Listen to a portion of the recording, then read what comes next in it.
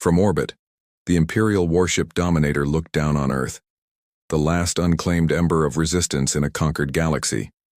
To them, humanity was primitive, harmless. But when the Empire learned why Earth kept its most dangerous soldiers dressed like ordinary civilians, it was already too late. Because the thing about humans isn't their weapons. It's what happens when you underestimate one who's lost everything. What they found on that blue world would change the balance of power across the stars, forever. Hey everyone, if stories about humanity outsmarting alien empires make your spine tingle, hit that like button. Subscribe for more HFY Sci-Fi where the underdogs don't just survive, they rewrite the rules. And share this with someone who'd love seeing what happens when humans stop hiding what they're capable of. From the bridge of the Imperial Dreadnought Dominator, Commander Rickul watched the blue and green world below, a world his empire had labeled low priority. To him, it was just another planet ready to be bent beneath the Varian flag. 1,000 worlds had fallen before. Why would this one be any different? Report on human resistance, he demanded, his 6 eyes blinking in a pattern of impatience. Neutralized, almost, his lieutenant stammered. Almost.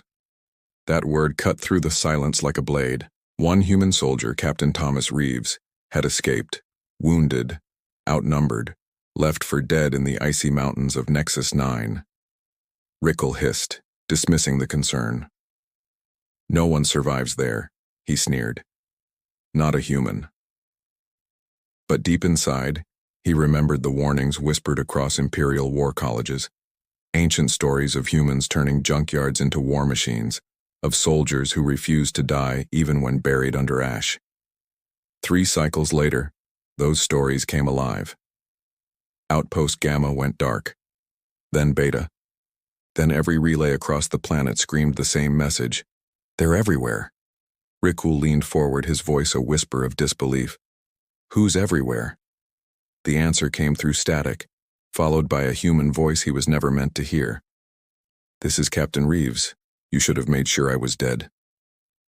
When Reeves appeared on the transmission, his face was scarred and pale, but his eyes, those human eyes, burned with a fury that made even the hardened Varians fall silent. Behind him stood hundreds of alien warriors, their iridescent skin shimmering like liquid crystal. They weren't Imperial soldiers. They were Nexar, the so-called Stone Age primitives the Empire had laughed at. But they weren't laughing now. 3 months earlier, Reeves had been found barely alive by these same primitives. Instead of killing him, they saved him, fed him, listened. The Nexar had a gift, a biological ability to absorb knowledge through touch. Every weapon, every tool, every scrap of Imperial metal Reeves brought them, they understood. Within weeks, their spears became rifles. Their hides became armor. Their caves, command centers. Reeves didn't just heal, he taught. And the Nexar learned fast. Too fast. Now, standing before the Varian cameras, Reeves spoke with the calm of a man who had nothing left to lose. This is an eviction notice, he said. Nexus 9 is no longer yours. The Varian commanders froze as one of their own defense outposts went dark. Then another.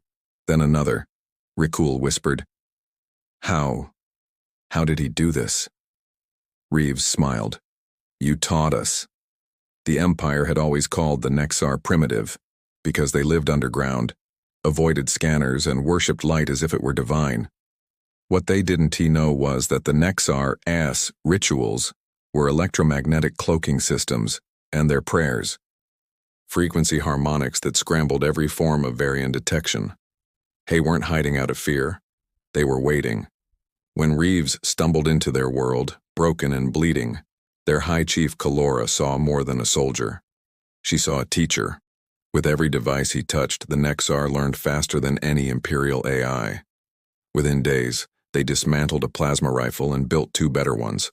Within weeks, they hijacked Varian communication channels. Within months, they'd turned the planet itself into a trap. Rickul, still orbiting above, ordered an orbital bombardment to wipe the surface clean, but the moment the cannons charged, something struck back. Massive railguns, built from Imperial mining rigs, fired upward, ripping through the Dominator's hull like paper. The sky bled fire. From the chaos, Reeves's voice returned, calm and steady. "You still don't get it, do you?" he said. "You invaded a species that never stops learning. You turned your own weapons into our teachers." The transmission cut off, right before the Dominator began to fall. 3 years later, the Varian Empire returned, angrier, larger, and certain that this time they'd crush the human infection. Admiral Vox Thule, the exterminator himself, commanded the largest fleet in Varian history. Thousands of warships surrounded Nexus 9 like a noose tightening around a ghost. He scoffed at the idea that one human and a band of aliens could stop him. "Caution," he laughed, "is for the weak." He jammed every frequency, silenced the stars. Nothing could reach him. Nothing could hide. Then, something did. A faint signal pierced through his perfect jamming field. The bridge lights flickered.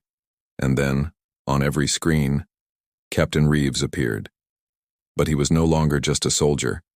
He wore the insignia of a new alliance, the emblems of dozens of species unified under one symbol, humanity's hope. "Welcome to Nexar space," Reeves said softly.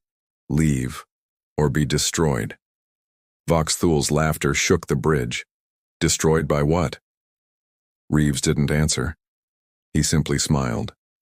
Then the largest moon of Nexus 9 cracked open, revealing colossal weapon platforms that dwarfed anything the Empire had ever built. One beam of pure energy cut a dreadnought clean in half. The laughter stopped.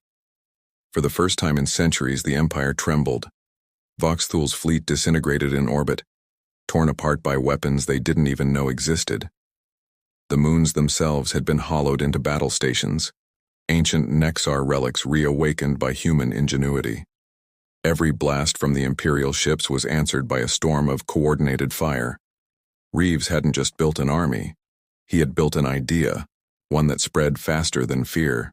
As the Varian Empire burned, Reeves sent a final transmission.